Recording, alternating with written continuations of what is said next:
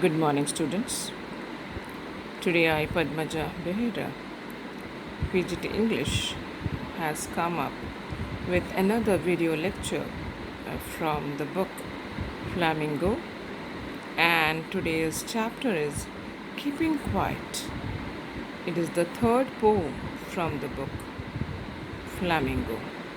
Let's begin Keeping Quiet. It is written by the famous poet Pablo Neruda. Keeping quiet. What does it suggest to you, children? That you keep quiet for some time. Like we all in a class, while the class is going on, the teacher always says, keep quiet. But that is just keeping quiet at the moment. But here, the theme is quite deep. Because unless and until we are quiet, we cannot achieve many things in life. That shows one must always introspect. Where is he heading? Where is his life heading? Is he able to contribute to the society? Is he able to contribute to the country? These all are essential. Being a human being, we all must be sensitive and work towards a common goal, that is the feeling of universal brotherhood. Now let's proceed to know more about the poet. The poet Pablo Neruda got his name from the Czech poet Jan Neruda. He won a Nobel Prize for Literature in the year 1971. He wrote in a variety of styles, historical poems and also love poems. He was born on July 12, 1904, and he passed away in the year 1973. Now, children, let's proceed to the theme. Like I always say before starting a chapter, that a poem or a chapter is based on a certain theme. The theme of this poem is quiet introspection. The poet requests all of us to think and ponder and take charge of our life because we are responsible for ourselves. Now let's see some kind of interpretation of this poem. The poet imagines a state of being comfortable and relaxed. It shows that we must not be stressed. He wishes all of us to be away from the rat race, futile wars, and all kinds of destructive activities. He wishes for us a profound silence and stillness. Because unless and until we are, still or silent for some time, we won't be able to understand others or ourselves. If a person is silent, he would be relieved from the sadness caused due to lack of understanding ourselves, because we don't love ourselves, so we don't understand ourselves. He requests all of us to be together and have a feeling of universal brotherhood. Now let's proceed to the first stanza. The poet has chosen the word 12. Look at the line. Now I'll count up to 12 and you go. 12 for various reasons. The poet has ended also the poem in the word 12. He says that the 12 hours of a day rule our life. 12 also refers to the 12 zodiac signs which controls our life. 12 also refers to the 12 months of a year. 12 in numerology also signifies peace and prosperity. 12 also signifies our readiness for silence. We all have to maintain silence at least for some moment of our life, at least for 10 minutes in a 12-hour day period. The poetic device in this particular stanza is alliteration. Now, let's proceed to the next few lines. For once on the face of earth, let's not speak in any language. Let's stop for 1 second and not move our arms so much. The poet requests all of us to break the barriers of language and unite with one thing, which is silence. Your silence also speaks 1,000 words. There is a saying, Maunam Sammati Lakshanam. Maun ka matlab silence. Your silence also speaks. There should be no discrimination on the basis of caste, creed, and color. There should be only the language of humanity which will bind us. We must all try to spread the feeling of universal brotherhood. In these particular lines, the poetic device is again alliteration.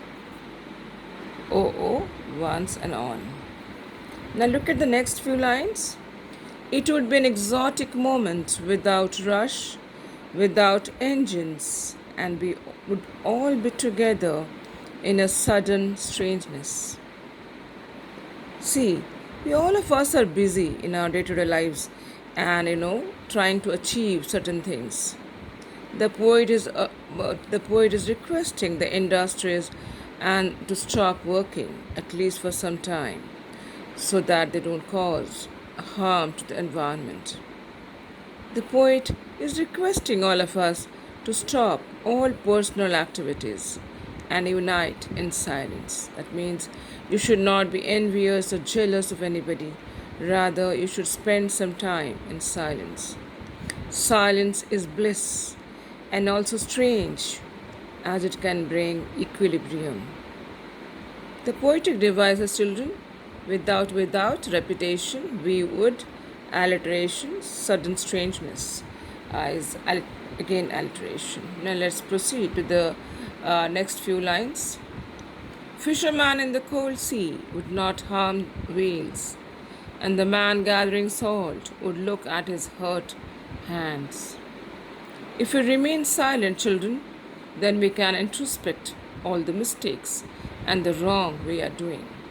Here, fisherman has been used to symbolize all kinds of demons and killers. The poet wants that they should realize their mistake and know for few moments where are they heading. The person gathering salt is used to symbolize the poor and the downtrodden people.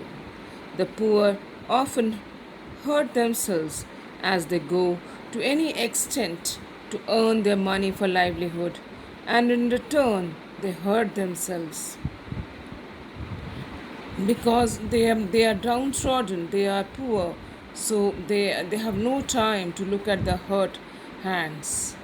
The poetic devices, children, the cold sea is used as a symbol to express the lack of warmth in the human beings. Hurt hands again is alliteration. I hope you must be knowing why it is alliteration. Same sounding consonants. Now, children, look at these lines. Those who prepare green wars, wars with gas, wars with fire, victories with no survivors, would put on clean clothes and walk about with their brothers in the shade, doing nothing. The poet in this stanza is condemning the people who are busy in creating pollution or biological weapon and wars with fire. They can achieve victory, but there won't be any survivor left. So, with whom would they rejoice their victory? The poet is mocking at the people who achieve a victory after causing destruction. He is requesting all of them to leave the path of destruction and introspect. He is asking all of us to put on white clothes, which symbolizes purity. The poet also says that we should introspect and not do anything negative which is going to harm the environment, and as a result, human beings too. The poetic devices in this particular lines are wars with alliteration, wars with reputation, clean clothes alliteration.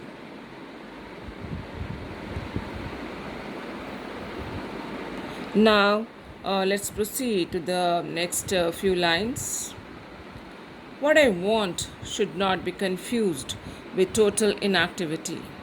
Life is what it is about. I want no truck with death.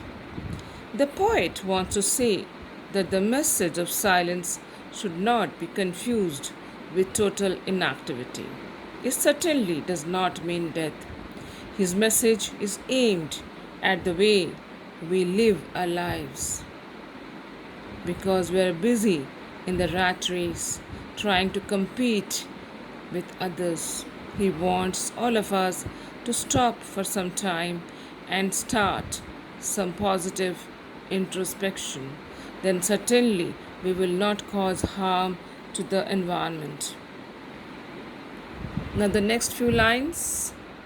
If we were not so single minded about keeping our lives moving, and for once could do nothing, perhaps a huge silence might interrupt this sadness of never understanding ourselves and threatening ourselves with death. Perhaps the earth can teach us as when everything seems dead and later proves to be alive. We human beings are single minded, we are selfish, we are always busy in achieving our dreams and fulfilling our personal responsibilities. We never give time to ourselves and understand ourselves. We are unable to come out of these selfish desires and achievements. So, we should stop for a while and understand the real purpose of our lives. We human beings are in constant fear of our death, as we know we are mortal and we have to leave this earth. So we try to fulfill all our dreams and goals in the limited time span. At that time, we don't know what are we losing, and the cycle of life goes on. Goes on, time passes, and we are left with nothing. The poetic device is we word alliteration. The last two lines. Now I'll count up to 12 and you keep quiet and I will go. In the end, the poet is trying to tell us about the cycle of birth and death. At the end of a season, it may seem as if it is going to end, but actually it comes back to life in the next season. We can make a life better by walking in the right path and introspecting in silence. In these two lines, the poet is saying that he has seen and has felt life. Now it is our turn to introspect so that we don't endanger our living creatures and, of course, the earth. The poetic device is dead and alive. It is an antithesis.